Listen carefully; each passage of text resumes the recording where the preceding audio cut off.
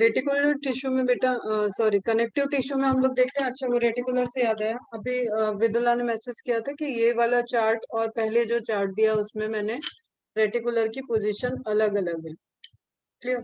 कुछ चीजें हमें अलग अलग बुक में अलग अलग रेफरेंस में मिलती है। स्पेशलाइज्ड मीन्स, देखो स्पेशलाइज्ड में हम किसी को भी इधर से इधर कर सकते हैं on the basis of specificity of functions. Clear? But जब हम एज पर एनसीईआरटी पढ़ते हैं और हम बेसिक लेवल से स्टार्ट करते हैं तो हम स्पेशलाइज में मोर स्पेसिफिक को रखते हैं। तो this is also correct and previous chart भी करेक्ट है, और ये वाला अगर वो वाला बनाया तो भी ठीक है, नहीं तो ये वाला बना लेना। इसमें तुमने डिफ्रेंसिएशन किया हुआ ठीक है, वहां पे भी ठीक है, ये भी ठीक है, दोनों चार्ट करेक्ट है। ठीक है, तो चार्ट में कोई प्रॉब्लम नहीं है। तुम एक ड्रॉ कर लेना, एक चार्ट तुम्हें पता होना चाहिए टिश्यू सिस्टम के कैसे किधर से किधर कनेक्ट। ठीक है, स्पेशलाइज्ड इट इज फंक्शनल। ठीक है, on the basis of functional way. और कोई भी स्ट्रक्चरली अगर अरेंज है तो स्ट्रक्चर के पॉइंट ऑफ उसका फंक्शन है कि वो स्ट्रक्चरली अरेंज्ड है, देन और also that is specialise. Clear? तो रेटिकुलर यहाँ पे आ सकता है, कोई उसमें दिक्कत नहीं है। स्पेशलाइज वहां पे स्पेशलाइज में दिया है, यहाँ पे लूज कनेक्टिव टिश्यू में दिया है, बोथ आर करेक्ट। ठीक है, सिर्फ कनेक्टिव टिश्यूज, अभी आते हैं हम उस पे कि कैसे कनेक्टिव टिश्यू बनते हैं, क्या लूज है क्या डेंस है, तो तुम्हें ये चीज समझ में आ जाएगी। नाउ टाइप्स देख रहे हैं हम, जैसे लूज कनेक्टिव टिश्यू की लोकेशन समझने के लिए हमेशा एक एनिमल ह्यूमन की फिजियोलॉजी को ओपन कर दो। ठीक है, लोकेशन समझ में आ जाएंगे। जैसे लूज कनेक्टिव टिश्यू की लोकेशन ब्रॉडली एक दे दिया कि आपके जो अंडर द स्किन है, एपिथेलियम लेयर के मल्टीपल लेयर के नीचे जो आपको दिख रहा है, that is the group of loose connective tissue. इसी को आप एरियोलर बोलते हैं। इसमें आपके एरियोलर्स आ जाते हैं, कनेक्टिव टिश्यूज है, मतलब कनेक्शन मेंटेन कराएंगे। क्लियर? फिर आप एडिपोज टिश्यू अगेन और नीचे जाओ जहाँ पे फैट डिपॉजिट हो रहा है। फैट डिपॉजिट के लिए लोकेशन है बहुत स्पेसिफिक, स्टमक में होता है, थाइज में होता है। क्लियर? थाइज स्टमक मेन है, इसके बाद तो है तो सभी जगह फिर फैट डिपॉजिट। ठीक है, जैसे आप देखोगे किसी को देखोगे कोई अपने बेली का साइज कम करने में उसको बहुत ज्यादा एक्सरसाइज करना पड़ता है। ठीक है, थाइस पे अगर किसी के एडिपोज टिश्यू है, थाइस की साइज ज्यादा है, हिप्स की साइज ज्यादा है, तो इन यहाँ से फैट रिड्यूस करना करना एक टफ टास्क है कंपैरेटिवली। इम्पॉसिबल कुछ भी नहीं है, टफ है। तो वहां पे मैक्सिमम डिपोजिशन होता है। फिर आप एडिपोज टिश्यू फैट टिश्यू हो गए। ब्लड, सबको पता है व्हाट इज ब्लड। ठीक है, ब्लड से related. Then fibrous connective tissue हम देख रहे हैं, फॉर्मिंग अ लिगामेंट। लिगामेंट इसमें आ जाएगा, मतलब फाइबर्स होंगे उसमें बहुत ज्यादा कनेक्शन बनाने के लिए। कार्टिलेज, जस्ट बोन से सॉफ्ट जो है, दैट इज कार्टिलेज। ठीक है, आपके नोज पे, नोज के टिप को देखो, वहां कोई बोन नहीं होता है, दैट इज कार्टिलेज।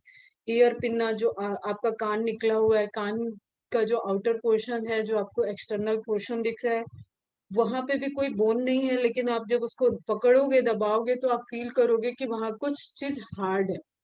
ठीक है, तो वो सब स्ट्रक्चर कैसे हैं आपके, कार्टिलेजनस स्ट्रक्चर। क्लियर? देखेंगे अभी one by one. Bone, bone हम जानते हैं कि क्या है, तो एक एक करके इनको देखते हैं। पहले एनसीईआरटी पे, थ्योरी मोस्टली एनसीईआरटी से ही चलेगी इस चैप्टर में, तो बिल्कुल भी किसी को परेशान नहीं होना है, बस इमेजेस समझने के लिए है।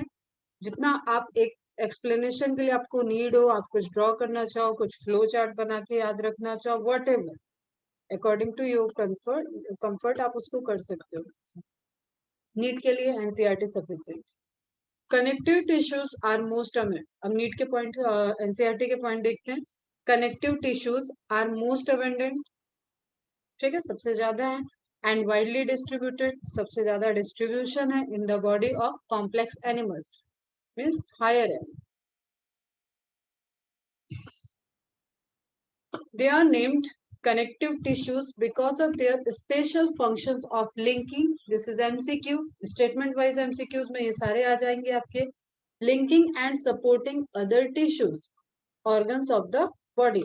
मैंने बताया कोई भी ऑर्गन सिस्टम आपका विदाउट द कनेक्टिव टिश्यू के कनेक्शन के बिना वो वर्क ही नहीं करेगा। क्लियर बेटा?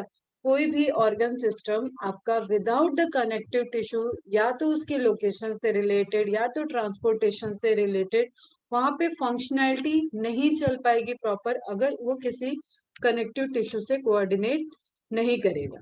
क्लियर? समझ में आया? ठीक है, ठीक।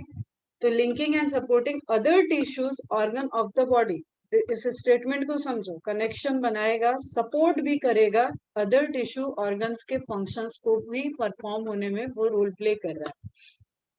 दे रेंज फ्रॉम सॉफ्ट, सॉफ्ट है लिक्विड तक है, ठीक है, soft connective tissue to specialised types which include cartilage, bone, adipose and blood. जो एग्जांपल दिया है बेटा सब मार्क करके रखिए आप, कहाँ पे एग्जांपल दिया है, किस चीज से रिलेटेड, किस टिश्यू का एग्जांपल है, वो एकदम अच्छे से ध्यान में रखो। क्लियर है?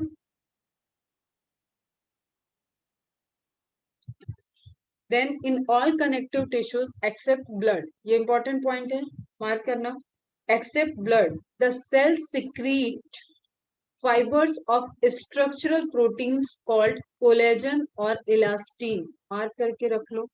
कोलेजन और इलास्टिन, हर जितने भी कनेक्शन है, कनेक्शन बनाने के लिए मतलब देखो, नेटवर्क का कनेक्शन हमें कैसे चाहिए, या तो हम रेडिएशन यूज कर रहे हैं, या तो हम जैसे इलेक्ट्रिसिटी के वायर लगे हुए हैं, तो कुछ हमें फाइबर चाहिए, कुछ हमें ऐसी चीजें चाहिए जो कनेक्शन बना रखे, ठीक है, या तो लिक्विड चाहिए।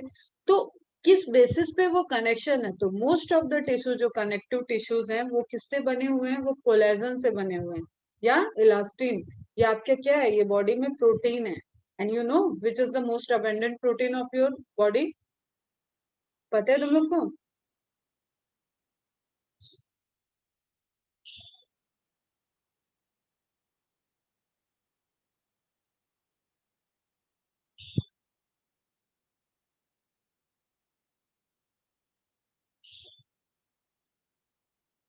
कार्टिलेज इन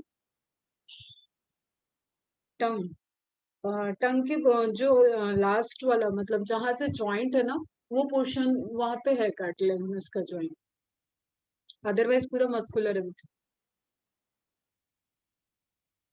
हाँ बताओ। कोलेजन, ठीक है, तो मोस्ट अबेंडेंट नहीं पता तो बताओ फटाफट कि नहीं पता, इतना टाइम नहीं लगाना है। ठीक है, तो कोलेजन जो है that is the most abundant protein, human body का मोस्ट अबेंडेंट या हायर एनिमल्स में मोस्ट अबेंडेंट प्रोटीन। अब इसको रटने की जरूरत ही नहीं है, मोस्ट अबेंडेंट हुआ क्योंकि सारे के सारे connective tissue except then blood, blood को छोड़ दे तो बाकी सारे कनेक्टिव टिश्यूज में फॉर्मेशन किसका हो रहा है, कोलेजन प्रोटीन से बने हुए फाइबर्स का, तार, ठीक है, थ्रेड, तार ऐसे समझ लो, उन सब से ही वो कनेक्टिव टिश्यूज की जाल बन रही है, वो कनेक्टिव टिश्यू का पूरा लेयर बन रहा है।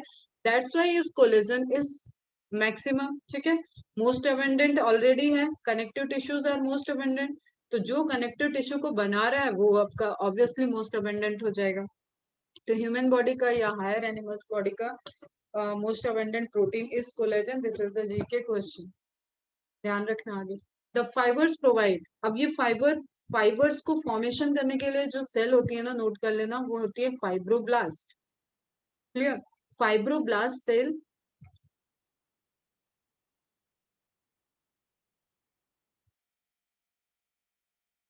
फिर ये फाइबर्स के भी टाइप्स होते हैं, ठीक है, अभी बस हमें ये इतना समझना है कि फाइबर्स जो होंगे उनका अरेंजमेंट वो किस तरीके से है, कितने कॉम्पैक्टली हैं, कितने लूजली हैं, वो उनको एक strength, elasticity and even flexibility tissue को प्रोवाइड करेंगे। It decided by the types and composition of fibre. Clear? समझ में आया बात? फाइबर, फाइब्रोब्लास्ट सेल है जो फाइबर को फॉर्म कर रही है, फाइब्रोब्लास्ट सेल किस किस तरीके के फाइबर बना रही है और वो किस तरीके से अरेंज्ड है, लूजली हैं, कॉम्पैक्टली हैं, तब तो आप इतने इतने सारे कनेक्टिव टिश्यू के टाइप्स देख रहे हो। ठीक है, तो ओवरऑल वो क्या प्रोवाइड कर रहे हैं, strength, elasticity and flexibility. Clear? अब मार्क कर लो इसको एनसीईआरटी में, fibres provide strength, elasticity and flexibility to the tissue. These cells also secrete modified polysaccharide, एक बहुत इंपॉर्टेंट पॉलीसेक्राइड है हाइलुरोनिक एसिड, ठीक है, डेरिवेटिव है, वो भी बॉडी में बहुत सारा होता है, तो हाइलुरोनेज इस तरीके के कई सारे मॉडिफाइड पॉलीसेक्राइड को सिंथेसाइज करते हैं। Clear? These cells also secrete modified polysaccharide, mainly क्या है, प्रोटीन्स को सिक्रेट कर रहे हैं, प्रोटीन का फॉर्मेशन कर रहे हैं, और क्या कर रहे हैं, पॉलीसेक्राइड को भी फॉर्म कर रहे हैं विच एक्यूमुलेट बिटवीन द सेल। अब बताओ बिटवीन द सेल एक्यूमुलेट किया तो वो किसका पार्ट हो जाएंगे, जो आप इंटरसेलुलर पढ़ते आ रहे हो, ठीक है। इंटरसेलुलर कनेक्शन बना रहे होंगे, मैट्रिक्स बना रहे होंगे, तो ग्राउंड सब्सटेंस बना रहे हैं, ठीक है। इंपॉर्टेंट हुए ना, ये अपने आप में एक टिश्यू है जो इंटरसेलुलर भी एक्यूमुलेशन कर सकते हैं, ये किसी पर्टिकुलर स्ट्रक्चर को कहीं कनेक्ट कराने में हेल्प कर रहे होंगे, ठीक है, कहीं पे फ्लो कराने में मतलब ट्रांसपोर्टेशन में हेल्प कर रहे होंगे। कनेक्टिव की बात कर रही हूँ, ठीक है। जहाँ पे फाइबर्स होंगे वो तो मेनली क्या कर रहे होंगे, आपके structural which accumulate between cells and fibers and act as matrix ground substance, ठीक है। जैसे जस्ट सपोज एक इमेज देखते हैं, चलो ये आप बोलो कि ये इसका है ग्राउंड मैट्रिक्स, कौन सा टिश्यू है, एरियोलर टिश्यू का इमेज है ये हो गया ग्राउंड मैट्रिक्स। जो इसकी इस एरिया में तुम्हें व्हाइट कलर का जो भी दिख रहा है दैट इज ग्राउंड मैट्रिक्स, ठीक है। अब अलग अलग सेल मार्क करो यहाँ पे, जैसे ये मास्ट सेल, ये इम्यून सिस्टम की सेल है, मैक्रोफेजेस इम्यून सिस्टम की सेल है, फाइब्रोब्लास्ट जो फाइबर्स को फॉर्मेशन में रोल प्ले कर रही है, देखो ये फाइबर्स निकल रहे हैं इससे फाइबर के फॉर्मेशन में, ठीक है, फॉर्मेशन ऑफ फाइबर, ये फाइबर ही क्या हो गए, कोलेजन, कोलेजन फाइबर दिया है, इलास्टिन का बना होगा तो इलास्टिन फाइबर बोलेंगे, दिस इज इलास्टिन फाइबर, जो थिन होता है दैट इज इलास्टिन, जो थिक होता है वो होता है कोलेजन फाइबर। खैर हम जो बता रहे हैं तुम्हें, अब इन सब के बीच में तुम्हें ये व्हाइट व्हाइट व्हाइट व्हाइट वो सब्सटेंस तो दिख रहा है ना बेटा, सेल के बीच में, वो सब क्या हो रहा है, वो सब मैट्रिक्स है। क्लियर है, समझ में आ रहा है, कोई कंफ्यूजन यहाँ से, उस मैट्रिक्स में वाटर होगा, उस मैट्रिक्स में प्रोटीन्स होंगे, उस मैट्रिक्स में कार्बोहाइड्रेट्स होंगे, उस मैट्रिक्स में अदर सॉल्ट भी होंगे, ठीक है। फ्लो ऑफ लिक्विड हो रहा होगा, लिम्फ भी वहां से फ्लो कर सकता है, ब्लड भी वहां से सिक्रीट होके, मतलब ब्लड से जो कंटेंट बाहर आ सकता है कैपिलरी से वो वहां से सिक्रीट हो सकता है, ठीक है।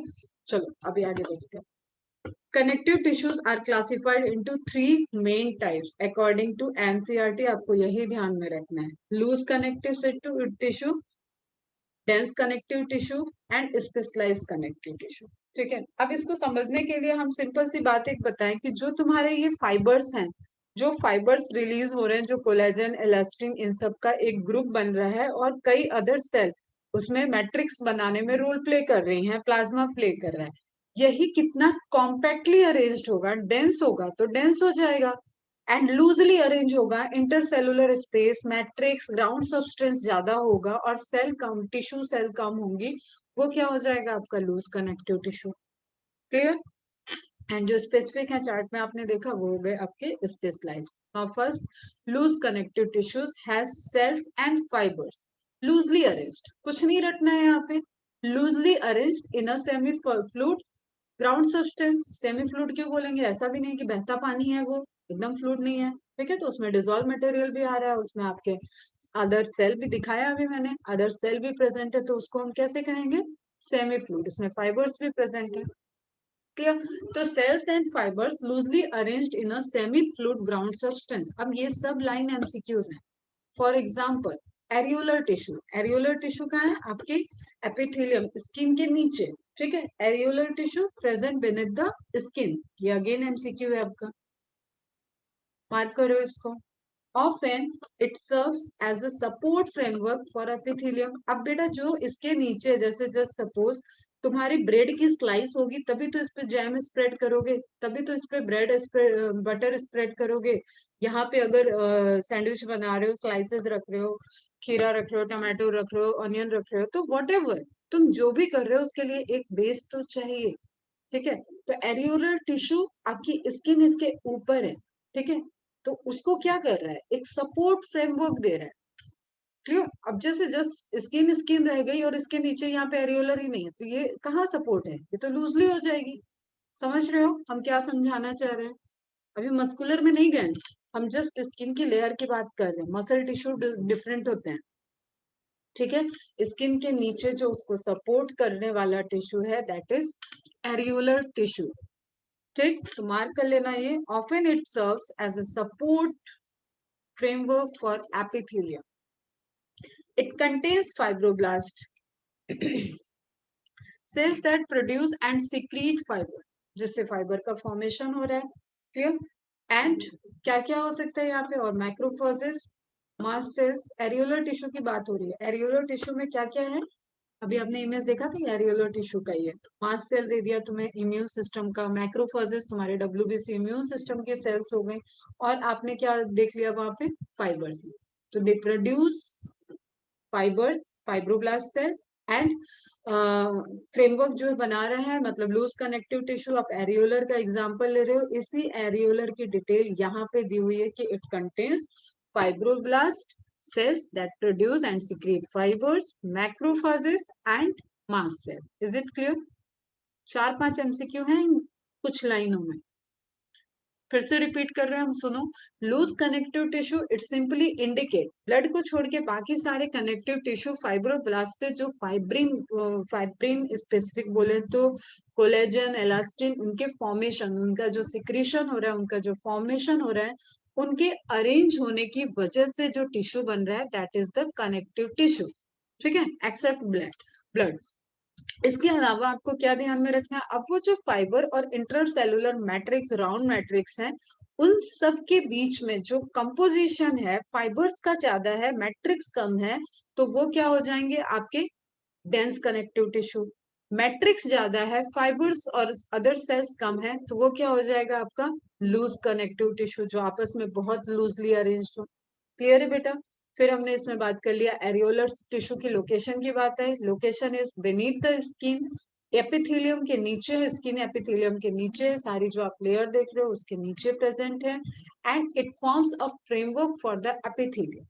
एक टिश्यू जिसके अंदर एपिथेलियम, जिसके ऊपर एपिथेलियम की कवरिंग लगी हुई है, that tissue is areolar tissue. ठीक है, समझ में आ गया? फिर फाइब्रोब्लास्ट सेल के बारे में याद रखना है।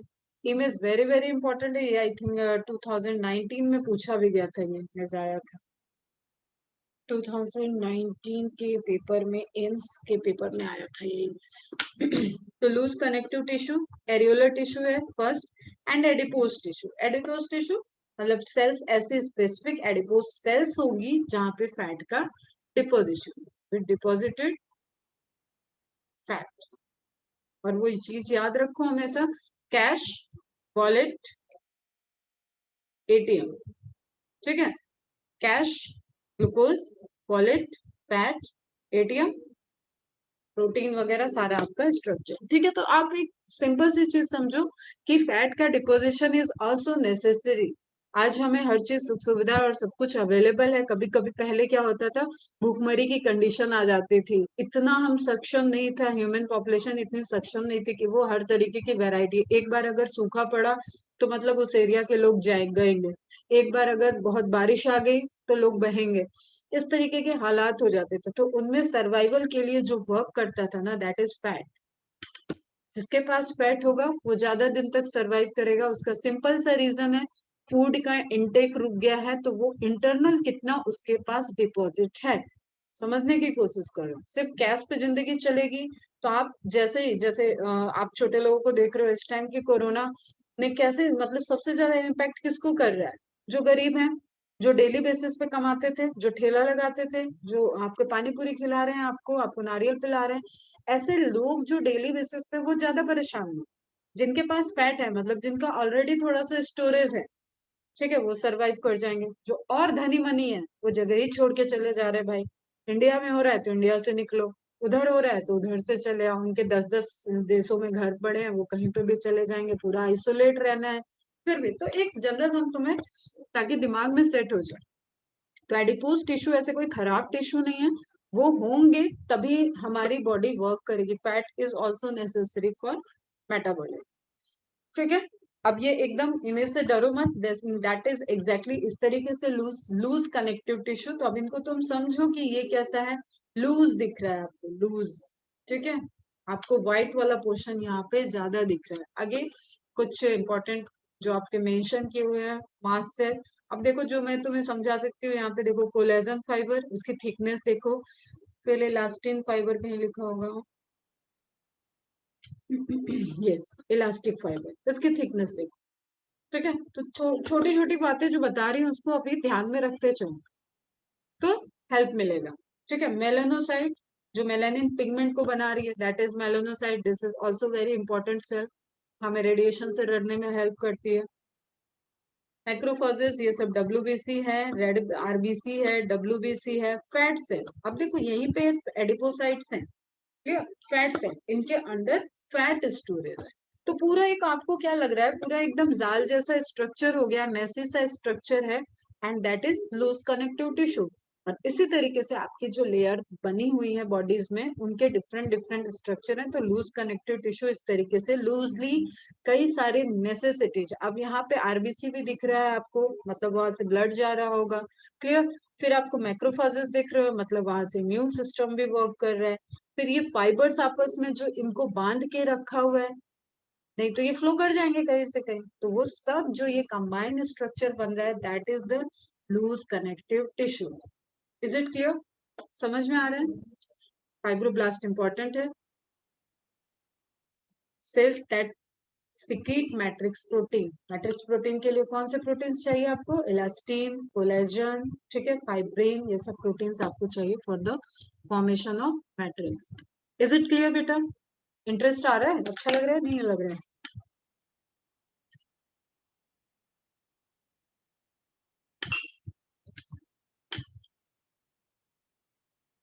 चलो आगे देखते हैं, आ रहे हैं।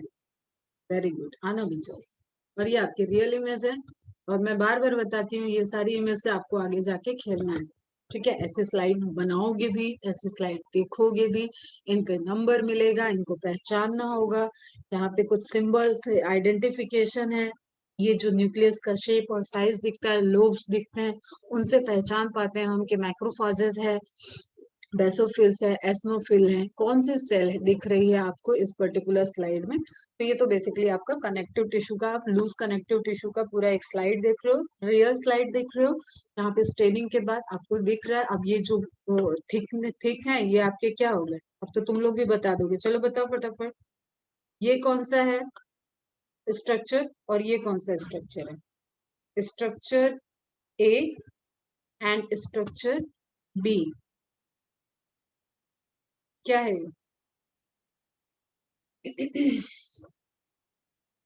कम पढ़ो, अच्छा पढ़ो बेटा, समझ के पढ़ो। B is collagen, very good, collagen fibre, and A is elastic fibre.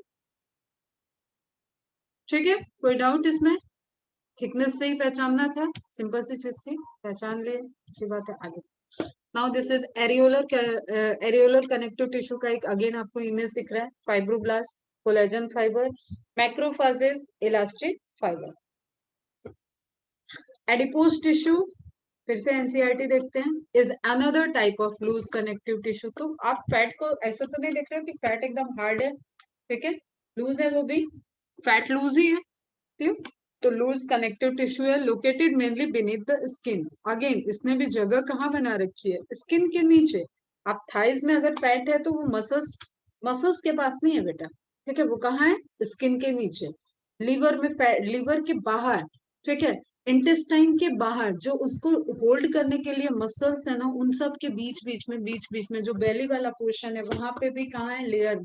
तो वहां पे फैट डिपॉजिट होता जाता है, डिपॉजिट होता जाता है, clear. Adipose tissue, location, NCERT भैया अभी तुम्हारे लिए एकदम बढ़िया वाली चीज है, जो एनसीईआरटी का लोकेशन दिया है, that is very very important. Mainly beneath the skin, the cells of this tissue are specialized to store fat. Function क्या है? फैट को स्टोर कर रहा है। The excess of nutrients which are not used immediately and are converted into fats and are stored in the tissue. अब आप इसीलिए बोलते हैं ना कि आपने अगर खाना पीना ज्यादा कर रहे हो, आपकी डाइट अच्छी है, तो आपको एक्सरसाइज भी इंक्लूड करना चाहिए, ताकि बहुत ज्यादा एक्सेस हो जाएगा आपके अंदर, उतनी नीड नहीं थी, जितने सेल्स, बिलियंस ऑफ सेल्स हैं, उनके सप्लाई के लिए तो आपने खा ही रखा है, और एक्स्ट्रा आप खाए जा रहे हो, खाए जा रहे हो, खाए जा रहे हो, आंदो आंदो, इस टाइप से कर रहे हो। एक तो जीन होता है इसके पीछे, ठीक है, एक तो जेनेटिक्स वाला है, ओबेसिटी के जीन्स होते हैं, और एक ये है कि आप कितना इनटेक कर रहे हो, उतनी बॉडी को नीड नहीं है, तो वो क्या करेगा? ऑब्वियसली उसको कन्वर्ट करके। और ये मैंने तुम्हें इसलिए सब लिंक करके बताती हूँ, ग्लूकोज का कन्वर्जन मैंने बताया था कि ग्लूकोज से फैट भी बन सकता है, ग्लूकोज से अदर कंपोनेंट भी बन रहे हैं, ठीक है। HMP तुम्हारा PPP वाला जो पाथवे है ना, दैट टाइप ऑफ पाथवे की उससे कुछ लिंक्ड है और अदर सिंथेसिस चल रही है, इस तरीके के पाथवे से ये फॉर्मेशन होता रहता है। तो कन्वर्जन हो गया, नीड नहीं थी, ग्लूकोज को कन्वर्ट कर लिया, फैट के फॉर्म में स्टोर किया। अब स्टोर करने के लिए प्रॉपर आपको लोकेशन चाहिए, that location is adipose. The excess of nutrient which are not used immediately, अभी आज तुमने खाया और आज के मेटाबॉलिज्म में यूज नहीं हुआ, वो कन्वर्ट हो जाएंगे फैट में and stored in this tissue. अब ये रियल इमेज है, माइक्रोस्कोपिक इमेज है, इसमें आपको दिख रहा है। अभी बहुत अच्छे अच्छे कैमरे आ गए हैं, एनाटॉमी ह्यूमन फिजियोलॉजी में तो तुम्हें बहुत अच्छी अच्छी इमेज दिखेगी। ठीक है, इस तरीके से आप देख रहे हो कि जो ये उभरा उभरा है, ये सब क्या है, fat storage, adipose cells, tissue बना रखे हैं। और ये आपको क्या दिख रहा है, अगेन वही कोलेजन फाइबर, अदर तरीके के फाइबर्स, ठीक है, एक पूरा उनका लिंक बना हुआ है। ट्रिक लोकेशन ध्यान में रखो, जो मेनली तुम्हारे पॉइंट ऑफ व्यू से अभी इंपॉर्टेंट है, that is the beneath the skin fat का डिपोजिशन, और यही साइज पड़ेगा आपकी। ये वाली स्किन का साइज नहीं वेरी करता है, कोई भी मोटा हो रहा है उसका मतलब नहीं कि उसकी स्किन मोटी हो रही है, उसके स्किन के नीचे बोलते हैं ना इसको चर्बी चढ़ गई है बहुत, वो चर्बी चढ़ गई क्या है उसके पास एडिपोज, एडिपोज टिश्यू का डिपोजिशन हो गया। क्लियर बेटा, आगे चलें। Very good. Now, fibers and fibroblasts are compactly packed in the dense connective tissue. Clear? अब देखो समझो, लूज कनेक्टिव टिश्यू खत्म हो गया, लूज कनेक्टिव टिश्यू में आपको जो मेनली ध्यान में रखना है that is areolar and adipose. Clear? Fibres and fibroblast, cell को बनाने, फाइबर को बनाने वाली सेल भी वहां हमेशा प्रेजेंट होगी, इसलिए फाइबर एंड फाइब्रोब्लास्ट, ठीक, are compactly packed in the dense connective tissue. Compactly packed, यही मैंने बताया तुम्हें। Orientation of fibres, now orientation of fibre show a regular or irregular pattern and are called dense irregular and dense irregular।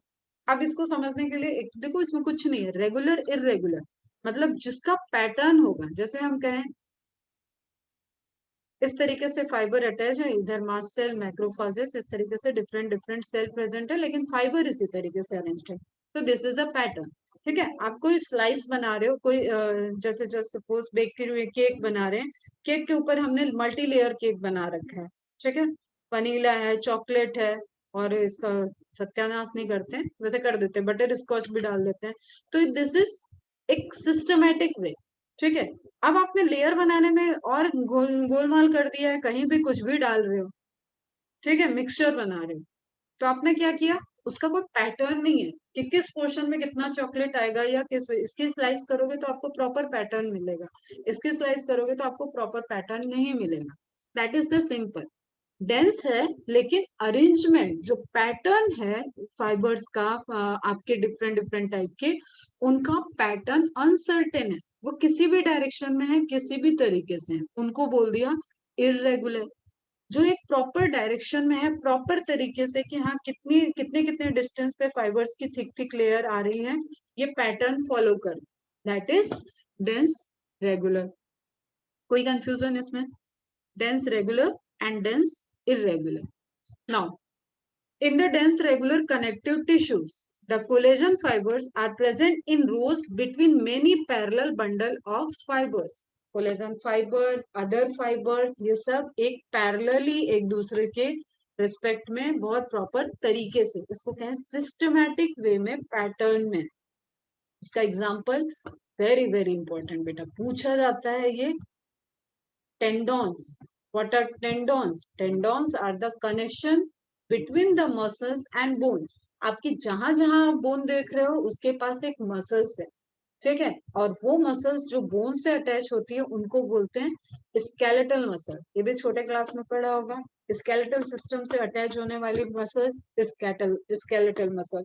अब उस skeletal muscles और bone के बीच में just समझो कि तुम कोई क्राफ्ट बना रहे हो, एंड ये एक गत्ता है, एक पीस है, और इसके ऊपर तुम्हें स्टार फिक्स करना है, तो इस स्टार शेप स्ट्रक्चर को तुम यहाँ पे जो फिक्स करोगे, एक ग्लू यूज करोगे, ठीक है, तो दैट ग्लू इज टेंडोन।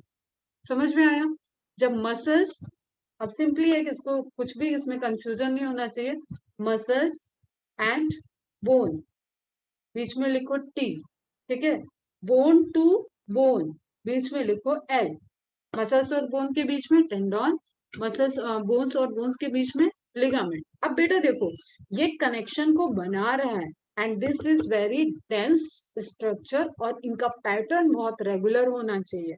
तो what are the tendons? Tendons are the dense regular connective tissue which attach which makes the connection between, connect करेगा, connective tissue है between the skeletal muscles या muscles और bone, क्योंकि जो bone से muscle attach हो रही होगी वो अपने आप में skeletal muscle है, कार्डियक मसल जाके बोन में नहीं अटैच होगी बेटा, तो समझना है आपको, ठीक है। Is it clear? And ligaments, these are the example। ligament भी क्या है? dense regular connective tissue है which make the connection between the bone and other bone, between the two types bone, two bones। सुने होंगे ना, ligament injury हो जा रही है, लिगामेंट इंजरी हो गई उसको, व्हाट इज द लिगामेंट? जब बोन्स और बोन के बीच के कनेक्शन का वहां पे टीयरिंग होता है, उसको बोलते हैं टीयरिंग ऑफ लिगामेंट्स हो गया, फ्रैक्चर नहीं होता है, that is the tearing of ligament. इस कनेक्टिव टिश्यू का जो प्रॉपर डेंस कनेक्टिव टिश्यू था, रेगुलर पैटर्न में अरेंज था, उसमें टीयरिंग हो गई, वो टूट गया, ठीक है। तो that is tearing of ligament which attach one bone to other are example of this tissue। तो dense regular connective tissue क्या है? जो एक प्रॉपर पैटर्न में, रेगुलर वर्ड आ रहा है, ठीक है, प्रॉपर पैटर्न में जिसमें फाइबर्स एंड अदर सेल्स और बैंडल्स फाइबर्स सब कुछ अरेंज हो, उनको बोलेंगे dense regular connective tissue. Example is tendon and ligament. Ligament attaches to bones, tendon attaches the skeletal muscles with the respective bone। Is it clear? Any doubt? Ligament prevents friction between bones। You can say, but mainly वो cartilage का role होता है, friction भी होता है, ठीक है, होता है लिगामेंट भी प्रिवेंट करता है, लेकिन लिगामेंट ज्वाइनिंग करा रहा है, और कार्टिलेजिनस पैड जो होते हैं, जैसे वर्टिब्रल कॉलम, हर कॉलम के बीच में है। नी, पटेला बोन जो तुम्हारा, ये नी को मूव करता है। सबसे ज्यादा क्या है कि किस बोन पे भार है, तो वो हमारे पैरों की बोन्स पे है, ठीक है। जो खड़े रहते हैं हम, जो पूरे बॉडी का वेट देते हैं, तो यहाँ पे जो आपको मूवमेंट में हेल्प करते हैं ना, फ्रिक्शन से बचाते हैं, लॉन्ग लाइफ होती है, ऑस्टियोपोरोसिस और ये सारी चीजों से प्रिवेंट करते हैं, उसमें वो liquid and that kind of cartilage, और ज्वाइनिंग के लिए मेनली आपका हो जाता है ligament. Dense irregular connective tissue, अब देखो इसमें इमेज दिखा देते फिर आते हैं। देखो अब यहाँ पे लेवल को समझो, टेंडन जो आपके मसल्स को बोन तक लेके आ रही, this is tendon, clear. Bone to bone, bone to bone, bone से बोन का connection, patella, patella bone, this is the patella. देखो सामने से देखो, अब हम स्केलेटल सिस्टम में ज्यादा जाएंगे अभी, नहीं तो हम यहीं पे बात करने लगे, ठीक है। सामने से देखो तो ये जो आपके जो बोलते हैं ना कि इसके घुटने की कटोरी खराब हो रही है, इसके घुटने का मूवमेंट बदल रहा है, इसको बोलते हैं